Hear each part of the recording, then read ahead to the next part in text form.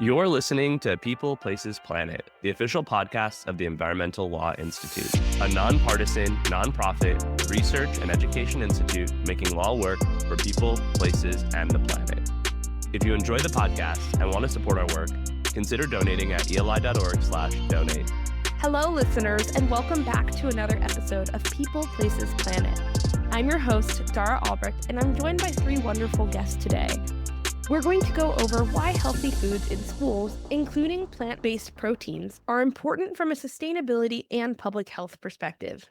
I'm excited to welcome Linda Breggin, a senior attorney at the Environmental Law Institute and the director of the Center for State and Local Governance, and our two guests. Nancy Weiss is a consulting chef and child nutrition advocate who served as the director of food services for the Santa Barbara Unified School District from 2008 to 2020. Under her leadership, the school's district became the first in the U.S. to offer 50% daily vegan options using Hungry Planet's range-free meat alternatives. She overhauled the district's food program with creative ideas like implementing scratch-made preparations for different foods, prioritizing wholesome ingredients and avoiding unnecessary additives, sourcing products from local Santa Barbara farms and businesses, deploying a fleet of 7 food trucks to serve students at school sites without meal programs, eliminating styrofoam use to promote sustainability, and finally, expanding services to ensure students had access to nutritious meals during summer vacations. I'm also excited to introduce you to Audrey Sanchez from Balanced. Balanced is a nonprofit organization dedicated to improving public health by addressing nutrition insecurity and advocating for healthier food environments. Established by Audrey Sanchez, Balance aims to make healthy eating more accessible for children and families. The organization focuses on preventing and reducing diet-related chronic diseases by promoting balanced menus in community institutions. Balance provides training tools and resources to support successful campaigns, enabling everyday people to influence nutrition policies in local institutions. Balanced collaborates with food service teams in various institutions to enhance menu healthfulness. Services include menu analysis, procurement support, recipe and menu development, and nutrition consultation, all aimed at making nutritious meals more accessible. Balanced launched their Focus on Fiber campaign in 2023. This initiative raises awareness and advocates for stronger nutrition policies in schools and communities to address fiber deficiency and its associated health risks. And now I'll turn it over to Linda Breggin, who will give us a quick rundown of ELI's interest and work with sustainability in schools and plant-based proteins. Wonderful. Thank you, Dara. And thank you for organizing this podcast. I'm really looking forward to the discussion today. As you know, in our work at ELI through the Center for State and Local Governance, we focus on trying to build the capacity of states and local governments to address sustainability challenges. And schools, of course, are governed at the state and local levels and are just such important players. And we have more than 40 million children in our public schools in the US. And what they learn about sustainability, the facilities they learn it in, and yes, what they eat while they're in school, our topic today, really has a meaningful impact on sustainability and public health in our country. So, for example, recognizing this, ELI has developed a toolkit for schools on how to set up and operate share tables. This is where students can put certain types of food they don't want to eat so that others can take the food and help reduce waste. We're also currently working with World Wildlife Fund on a model state law for reducing food waste in schools as well. And in fact, more generally, I would just say over the last decade in our work at ELI, we've watched this growing awareness of the synergies between our environment and public health and the food we grow and eat and waste. So, for example, last year we published another toolkit for incorporating plant-based protein measures in municipal climate action plans. And it includes over 40 measures that municipalities can adopt to increase the availability of plant-based proteins and engage the public on their benefits. So this is really an area of great interest to us at Environmental Law Institute. And I'm really looking forward to talking with our guests today who are true leaders in getting healthier food into our schools. Thank you so much for that overview, Linda. And now, Audrey and Nancy, could you tell us about your current and prior work in championing healthier food environments in schools? Hi, everybody. I have been an advocate for healthy food all my life because I had a health challenge myself that started when I was young and found that the way I eat has a huge impact on how I feel and how my rheumatoid arthritis behaved. So early on, I understood the connection between whole, healthy food and my own well being. I opened a restaurant in my early 20s and operated that for about 14 years. And during that time, I developed deep and whole relationships with the farmers and the ranchers here in Santa Barbara, California. I made it a mission to keep my dollars local and buy from the local farmers and ranchers here. So, fast forward, I let go of the restaurant as I started taking care of my aging parents in Los Angeles. I took a very simple job, what I thought would be simple, in a school cafeteria. And a few years later, I had the opportunity to become the food service director of the district and applied everything that I knew about buying local whole foods. I brought that forward into the school district. And so I introduced many organic fruits and vegetables onto our salad bars. And I, for a time, was buying chicken and beef from a local rancher. That became a little problematic in terms of availability, and it wasn't as consistent as we would have liked it to be. But then I realized that the real impact would be to introduce more plant-based protein into the schools and into the bellies of our students. So that is where I left it. I had introduced a very rigorous plant-based program that became mainstay on our menus. And it worked. Kids were enjoying plant-based enchiladas, meatloaf, tacos, soups, and casseroles. And they would choose that over many of the meated items that we also had on the menu. Yeah. So first, I'd love to just note that everyone at Balanced is a huge fan of Nancy's work Well, in Santa Barbara. And we have, over the years, routinely referenced the menus as examples of what's possible, what it looks like to make that change. So I just want to make sure that I share that as we start. But when we think about our work championing healthier food environments in schools, we sort of take a three-pronged approach, and it's a combination of advocacy efforts, both for communities and students who want to advocate for more plant forward, fiber rich, or plant based options, and also using our advocacy team to elevate the concerns and questions and advocate for more investment in the actual school operators and the programs themselves. For our institutional support work, it really is about being in service to the needs of the institutions we partner with, primarily schools, working to build a really strong relationship with the food service directors, the nutrition team, understand their barriers, figure out what solutions we have access to or could provide, or networks that we can tap into and connect folks interested in doing this work. And so we know, as an outside organization coming into a school district and saying, make these changes, it's not successful. And so for us, it's really about identifying what solutions we can provide and making those accessible, because we know food service teams, nutrition teams are already overwhelmed by the demands of their jobs. And there are so many teams that want to make these changes. There's an appetite for it. There's a desire for it. It's really about like how to do it. And we just try and provide the resources to make that easier. Thank you both for that background and the context in which you're working. I wanted to follow up. Nancy shared with us what motivated her to take on this challenge of getting healthier foods into schools. Audrey, I'm wondering if you could share with us sort of what inspired you to take this on.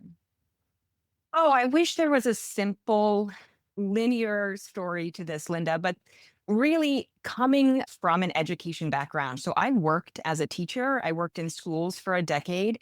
I loved and adored my students and families. And I also realized a large population of my students and families were really disenfranchised when it came to access to healthier foods. Our theory of change at Balanced is food environments are often a determiner of food choice.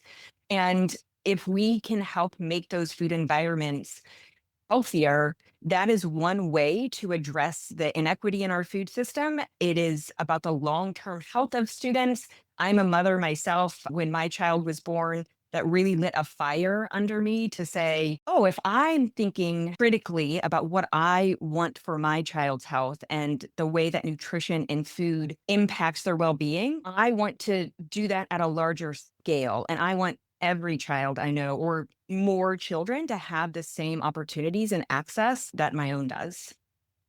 Thank you, Audrey. That makes a lot of sense and really appreciate that framing on the food environments as well.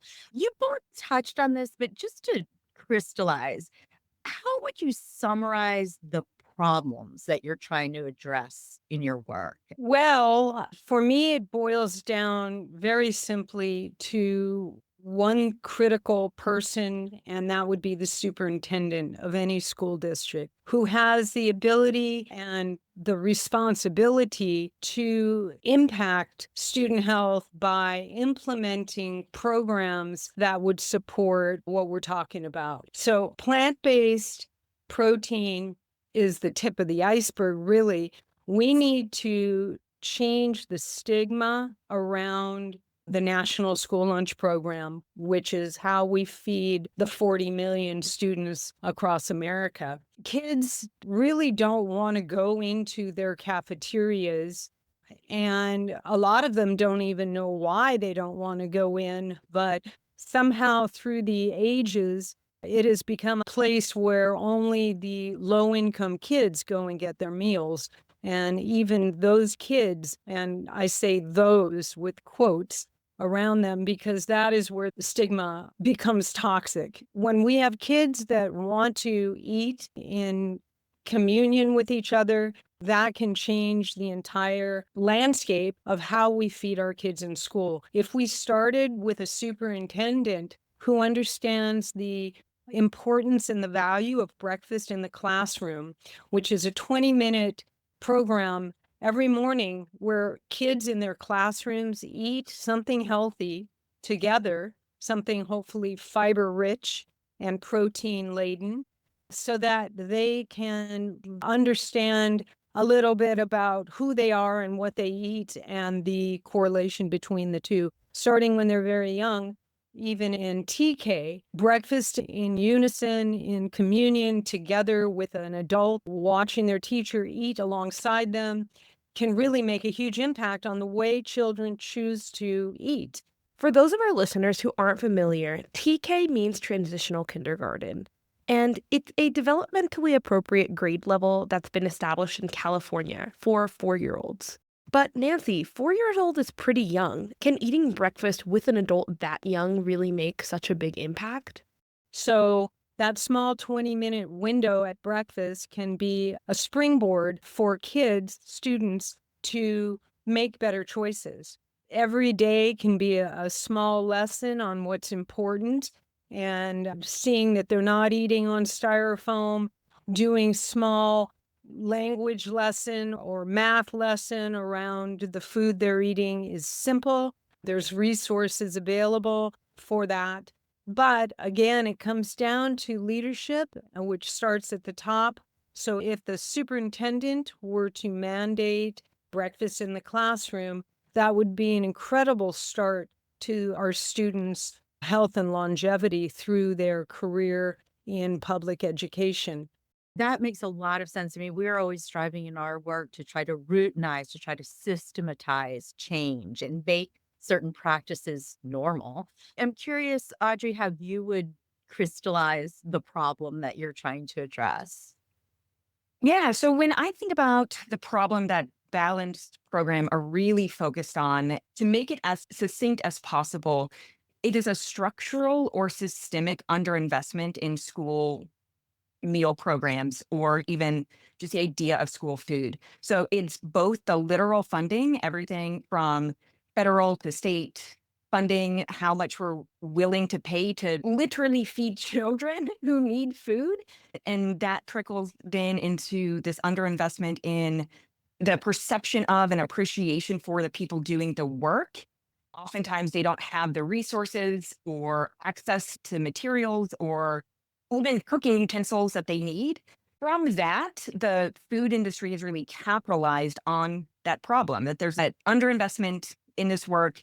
People perceive it as being not important. It's certainly not a sexy or glamorous job, but it is so meaningful and powerful. And I don't think that there is a lot of emphasis or even awareness of the power of the people doing this work and what the quality of food could do for students' health.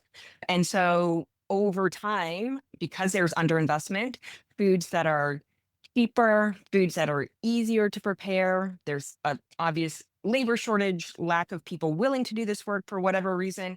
I think it has snowballed and built over time to get us to the point that we're at right now. Thank you both for crystallizing the problem. And frankly, it is rather daunting. So it makes me even more impressed the progress that you're making. What I'd like to do now is deep dive a little bit into each of the individual projects you're working on, starting with Audrey. I noticed that you have this publication called Crafting Well Balanced Menus in Educational Settings, and it outlines numerous steps or actions that balanced your organization can help schools to achieve. And the list starts off with simply analyzing the baseline healthfulness of current menus. Can you explain a little bit more about how you conduct that analysis? What are you looking at? So, when we are looking to do any sort of nutritional analysis of menus, there's a step before that, which is working with those school nutrition teams to set goals. What do they want their program to look like over time?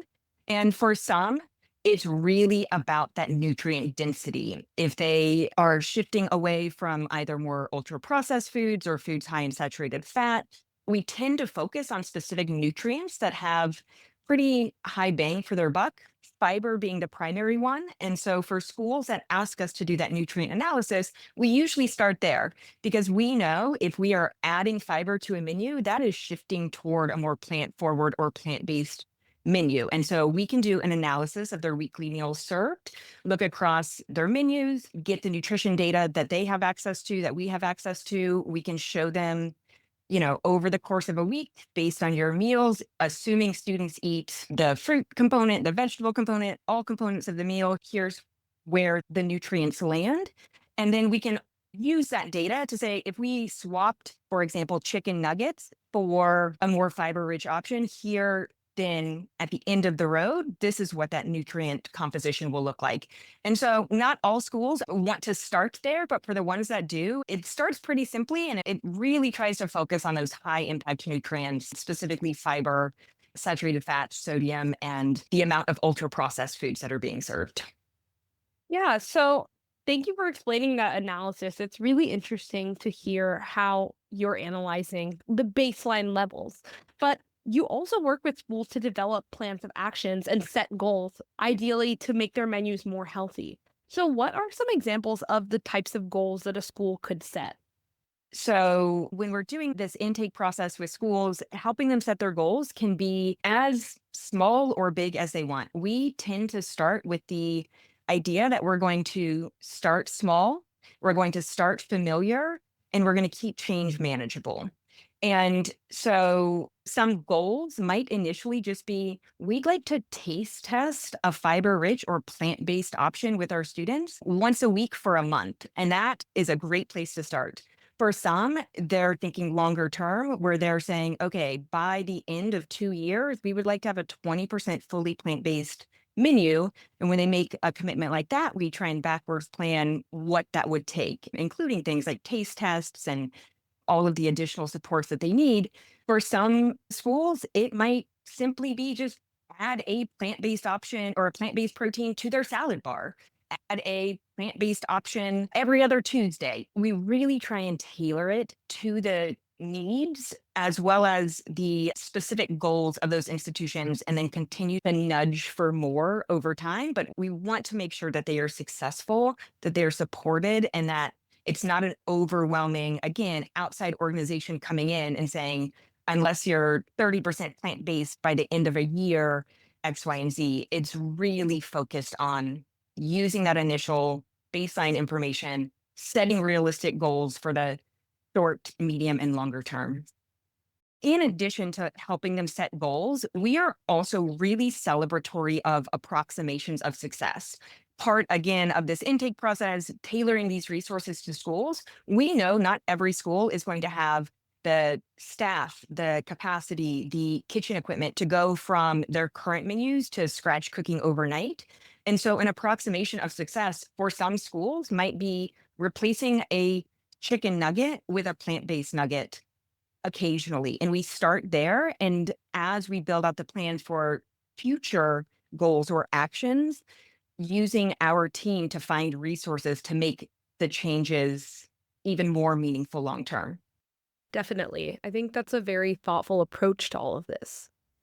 I know you also offer support to schools in successfully marketing menu changes. And you've mentioned that a really important part of this equation is making healthy meals appealing to students.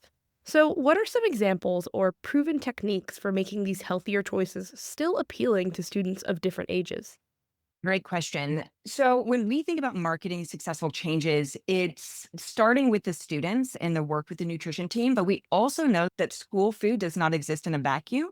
And so, part of our work is also making sure that any of the marketing or promotion or educational materials extend beyond the cafeteria. And so, we make sure that there are, for example, FAQ one pagers for families if this is a concern to them. We make sure that there are lesson plans that teachers can use to encourage students to try plant-based. And we try and use language that's really focused on small behaviors, not identity. So it's not, go vegan, but it's try plant-based. And then we can weave that into the things like taste testing. So marketing and promotion of some of these changes kind of starts at a small scale, getting feedback from students. We often will encourage schools to have focus groups or student advisory committee that can help inform for two reasons. One, we want to make sure that they're serving foods that resonate with their particular student audience and it's not totally unfamiliar. And so we want that feedback. Two, because we also know that word of mouth is really powerful and students are great at convincing their peers to try something if they like it. But then there's also super simple things like making posters that are exciting and share the benefits of fiber rich or plant forward meals. And a lot of the time, it's about also getting the food service team invested in this work. We make sure that the nutrition team also feels excited because as they are introducing the foods to the students, we want them to be enthusiastic and excited and not like, we have this mandate, we're going to try it, and it's not really that good. And so it's really a full, like, holistic wraparound approach to marketing that's not just here's a poster, here's some stickers. And we try to start with the people who we know have the power to influence that change. Thanks, Audrey. And we have one last question specifically about your work, and then we want to hear more from Nancy as well. I noticed that your institutional outreach program focuses on providing support to school food service teams and others to maximize the healthfulness of menu offerings, obviously, but you also emphasize that schools can save money at the same time. And in our experience, that can be a game changer. So I was hoping you could just give us an example or two of how schools can save money. Yeah, cost is absolutely paramount when it comes to encouraging these sort of changes because that is a very real barrier for the teams working at these schools. And it can look like a couple different things. Most of the schools that we work at are self-op schools. So they don't have a food service management company helping them source their products. And we have built a plant-based vendor directory that allows us to streamline that process. So even if a school has the enthusiasm and desire, for example, to add a chickpea-based dish to their menu, if they don't know where to get enough chickpeas, that can be problematic, just as one example. It's connecting the nutrition teams at schools directly with vendors who can provide the ingredients they need at scale and they can negotiate cost there. We also, if schools are open to it, will help them navigate some commodity dollar reallocations so that they are able to optimize those commodity dollars to purchase plant-based foods instead of what they have traditionally spent those dollars on. And those are some really like direct ways that we can help them reduce cost or navigate the cost concern. Thank you, Audrey. This provides a really good segue to our first question specifically for Nancy, which is I'm curious whether the changes you championed required navigating state and local food procurement regulations and procedures, which can be quite complicated. Did you need to do this in order to switch to Hungry Planet's range-free meat alternatives, for example? I did not. I think less is more when you work with the state and federal governments, and really made sure that I was meeting the protein requirement while making the switch out to Hungry Planet. Wasn't just Hungry Planet, though. We did a lot of pure plant-based protein entrees using lentils, a lot of legumes.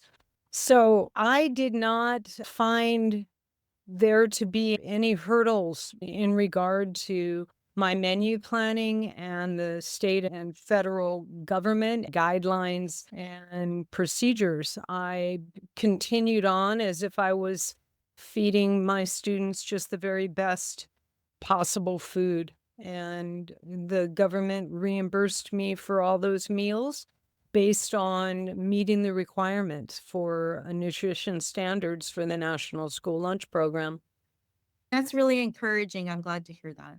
Yeah, it was not a problem at all. I really want to drive the fact that all of the change that we want to see in school food, the buy-in from the principals and superintendents is everything, because as Audrey mentioned, you can't just hand over posters, stickers, and a bag of Hungry Planet, and expect food service workers to embrace that concept. There needs to be huge buy-in and communication about why this work is so important. That'll empower food service personnel to embrace the idea that we are offering something wholesome and wonderful to our students. A lot of the people that are working in food service, again, as Audrey mentioned, are overwhelmed with not only the physical work of producing wholesome food, and a lot of the kitchens across America are using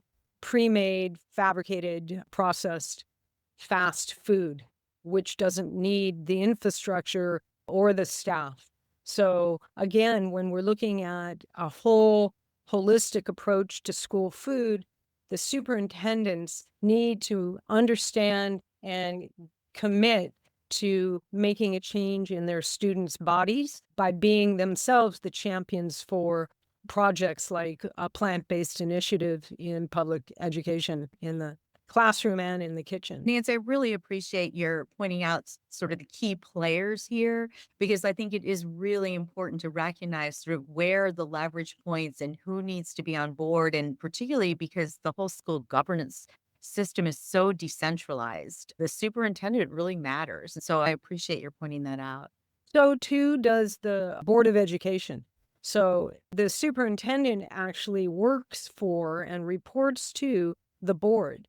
And so I did, during my tenure with Santa Barbara Unified, approach the board on more than one occasion about introducing programs and making change, particularly the Breakfast in the Classroom initiative, because principals were not as vested and teachers were absolutely against the idea. So that's why I say it is important to have leadership at the top that can motivate and inspire the people in charge to do what's right and what's best for their student population. And we know now what's best.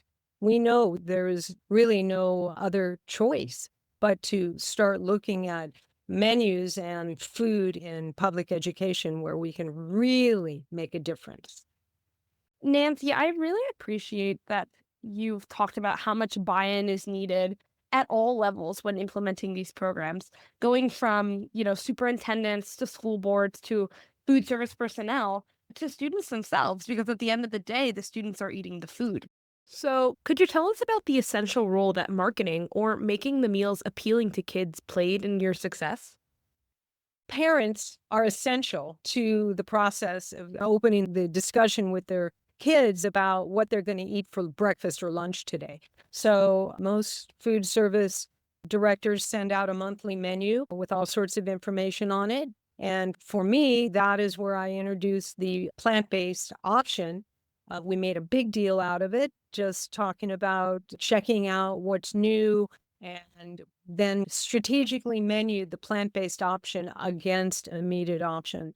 So we would serve Hungry Planet tacos or turkey and gravy, and the kids would choose the tacos. Same thing, we would do Hungry Planet spaghetti and menu that against chicken tacos. And the kids would, well, they would take some of the tacos, but they would definitely take the Hungry Planet spaghetti. So I did not isolate the plant-based option as some sort of plant-based option. I had a disclaimer or a note on the menu with an asterisk that said, introducing Hungry Planet, 100% plant-based protein. And then I ran it through every lunch, Monday through Friday for the entire month. We'd come up with great menu ideas and apply them using Hungry Planet, but again, also using legumes and beans. We would do a lot of tacos and enchiladas using beans and cheese. It's so interesting what goes into influencing behavior change. And I think your approach, obviously, of integrating as normal these alternatives is really thoughtful. I'm curious, Nancy, did you have a favorite meal? Yeah, I guess I did. So on Earth Day every year, one of our mobile cafes, which was our food trucks that we used to promote healthy food, not only in high school, but also out in the community, we would do special events. And every year we would park at Earth Day and serve plant-based food and highlight Hungry Planet. I had a strong partnership with Jody and Todd Bowman, who are the owners and promoters of Hungry Planet. We did a bunch of different entrees, but the one that I love was a simple hamburger that we kind of fashioned out of the cheeseburger at McDonald's. We did ketchup, mustard, and then we did a small, very small chopped onion and pickle and smeared that on one end of the bun, and then cheese and this Hungry Planet patty on the other, and heated up on the grill. We had flat tops, griddles on the truck, so we were able to really emulate just the kind burger. And the public were then exposed to and could have the school food experience right there on Earth Day. So it was a great way to market our endeavor, which was to really serve as much plant-based as possible on our menus in school, because they are there for 8 hours, those children of ours. And we have this huge opportunity to influence and change not only their food culture, but our future, because they will be learning all along, starting with breakfast in the classroom in TK, but they would learn until they graduate a healthier, wholesome lifestyle. It sounds like if you can serve it in a familiar fashion that it looks like a fast food burger, you can get more traction possibly because of the familiarity. Well, we've been focused on the health aspects of the changes you've achieved, but I'm hoping you can tell us about the environmental impacts of the menu changes you achieved, because I know that's also a part of what you were trying to accomplish. Well, we were definitely very big proponents of composting and food waste reduction. So again, breakfast in the classroom helps with that mindset where you only take what you want. And then also the share table, which is a great opportunity for kids to grab apples and half pints of milk or whatever that's left over or that a student doesn't want for lunch. So share tables are a great way to reduce waste. Friends of the Earth did a study on organic food in school food, and they analyzed one of my recipes, which was a beef chow mein. And the offset was significant. I couldn't tell you what that was exactly, but I do know that the offset of water and the reduction of emissions from cattle is greatly reduced when we go even meatless Monday.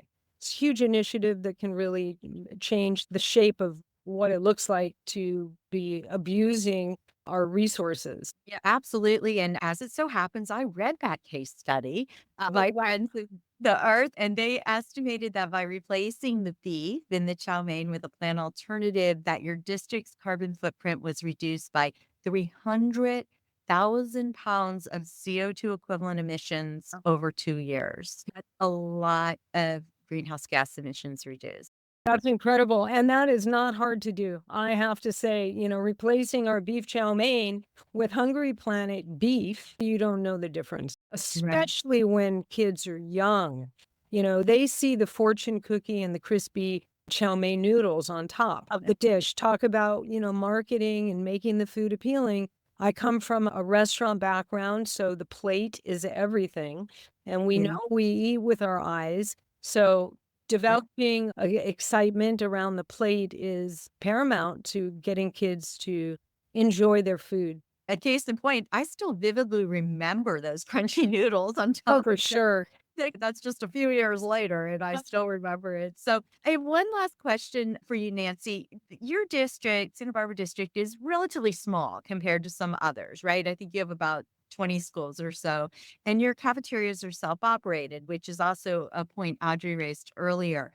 Would it be a lot more challenging to make these kinds of advances in larger school districts, including those that contract out for their food services? And I'd love to hear from Audrey on that as well. Well, contracting out would be a little more difficult to manage. You would need a contractor, you'd need a food service vendor who knows exactly what your requirements are, but I'm sure that they're out there. It would definitely impact the price of the meal.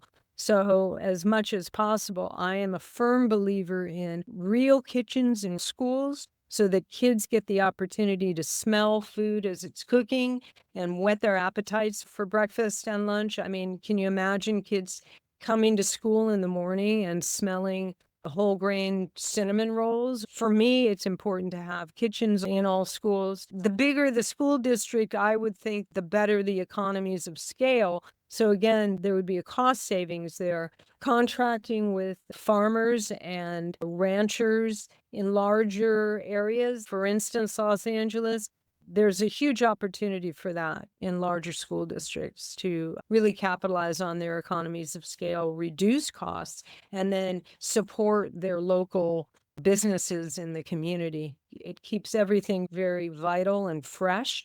Their produce is coming within 300 miles from them. So I would think that a larger district would be able to really thrive in some of these changes if, again, their superintendent and then all those principals trickle down to teachers would become motivated to heal their planet through each individual student. You mentioned some possible ways that larger school districts could take advantage of this, but for any school district that's interested in following your lead, what advice could you give them? They would need to get the buy-in from their superintendents and parents. I can't stress enough how important parent voice is in public education. Parents making public comments to their Board of Education could really impact change in schools. So if a school district or a school wants to see a better menu for their kids, they would probably start with making a small presentation to their board so that the board can tell the superintendent, who in turn would tell the food service director to start implementing change for the good. Thank you so much, Nancy and Audrey, for offering your different perspectives and examples of the way that you've helped influence change with providing healthier foods in schools, including plant-based proteins. What are the biggest opportunities you see moving forward? So when I think about, and our team thinks about the opportunities in this work, we're actually full of hope.